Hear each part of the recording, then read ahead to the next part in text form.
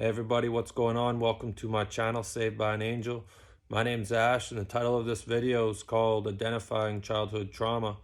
So the reason why I wanted to make this video and share some of the things that I'm about to share with you is because I feel like there's a lot of guys out there especially, and girls, but from what I've seen, there's a lot of guys out there that are holding in trapped emotions from childhood, and this was something I experienced my whole life.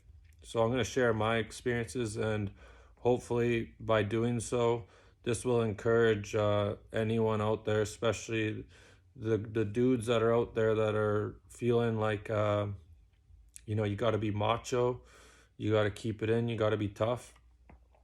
I tried that and it didn't work too well, and it almost ended in suicide. So since 2015, I've been on this crazy healing journey, getting all these Reiki sessions, intuitive healings, and all these, working with just some of the most brilliant ladies around, and some dudes too.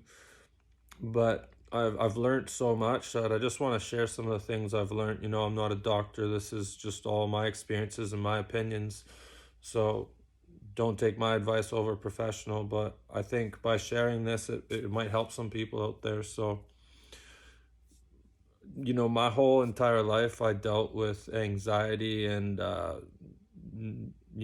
self-worth issues, anger issues, um, not feeling safe, all these kinds of energies. And I'm just gonna start with where it all began.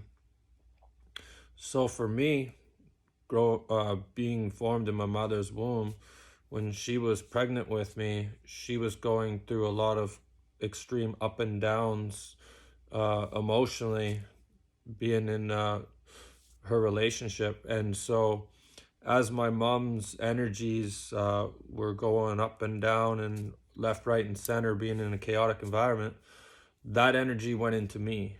And so as a fetus, this was, you know, being given to me as I was being created, right? So there's step one.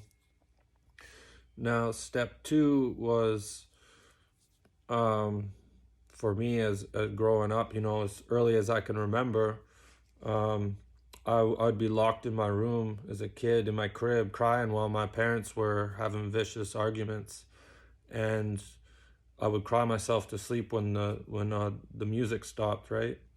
And so this was, as far as I can remember, the very first childhood trauma where, it has to do with abandonment. So when we're kids growing up, little kids, we're super innocent, and the things we experience really imprint us and have a lasting effect throughout our life, right? So, feeling abandoned in that way when you're crying out for the ones that are supposed to comfort you and they don't come, it right there leaves a subconscious imprint on your mind that, it's not safe. Okay. And so you can imagine, if you're living in an environment that you don't think is safe, that's going to cause anxiety, right? So the next thing for me would be the vicious arguments that my parents had as a child growing up. I would always be in between them with my hands out, and they would scream like the most vicious demonic names at each other. And as I'm there screaming and crying, asking them to stop, the lasting effect that had on me was it made me feel like I was worthless, or unheard, unseen, unvalued kind of thing, right? So that leads to more lack of self-confidence, right? you know um Things got so bad that I witnessed as a kid, like my mom running around the house with a knife trying to stab my dad, and I'm the little kid running around in between screaming. And like, I remember we went into a room, and my dad's holding the door shut. I'm a little kid crying on the ground with my back to the door, and my mom's kicking the door and stabbing a knife through the middle of the door. Back in the day, the 80s, the doors were hollow, right? And they're like 1/8 plywood on one side, 1/8 on the other side. And so I'm sitting there as a little kid while the door is getting kicked. I could still remember feeling the thump, thump, thump on my back, and then like wood chips were falling on my head. And as my parents were screaming like the most rated R names at each other, and this knife was going through the door, I felt something in my heart that I've never experienced since then. And what I've come to believe is that was like that was soul fragmentation, the most purest essence of myself left at that moment. And it was like, yo, fuck this place, right? And so, just these things alone, how they affected me my whole life, like there'd be times when a kid is supposed to feel safe, right? So when you're sitting with your mom, you got your blankie and your Yogi Bear, and then someone walks around the corner and it's like demonic clash going on, the worst names, like you kind of get like skidded out, right? Like you're like, okay, this is my safe place and it's not safe.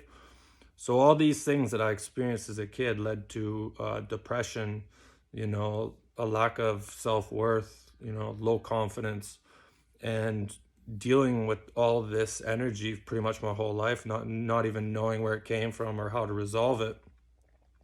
This led to addictions. That's where alcohol came in. When I discovered it at 19, I became an alcoholic till I was 33 years old, maybe 35. But what I found that I was doing was that I was using the alcohol because I had all this pain in my heart, and it didn't feel good. So when I was drunk, I didn't have to deal with this pain that was in my heart. But it was through working with all these amazing energy workers that, I got to see how things play out and roll out. And so I just wanted to share some of my experiences, because I know that a lot of guys out there, they feel that they got to be tough, and talking about this shit's a weakness.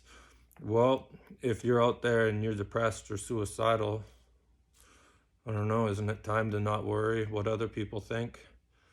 Quit holding the stuff within. It's not about being macho. I used to hang out with some of the scariest looking dudes, jacked, tatted up, you know, but I knew within some of them, using all the substances to escape reality, it was because they had this little kid inside their heart that was wounded, and there was no healing taking place. Not saying that's why everyone does it, but that's, definitely why I was doing it. So if you're out there watching this video and you like to escape, like for me, I had no off switch when it came to drinking. So if you like to escape with, booze or something harder, then maybe ask yourself, is there something within me that is unhealed? I can say from, this is kind of going off topic, but I've experienced unconditional love, and, I've left my body and I've had visitations from angels, and what I've come to realize is that our heart is capable of creating such an amazing feeling that you wouldn't even look at drugs. Okay, so I just wanted to share this and hopefully make it a little easier for the guys out there that are thinking you gotta be macho. Go talk to a counselor, go check out an intuitive Reiki healer or energy worker. All right, I hope this helps. Thanks for watching.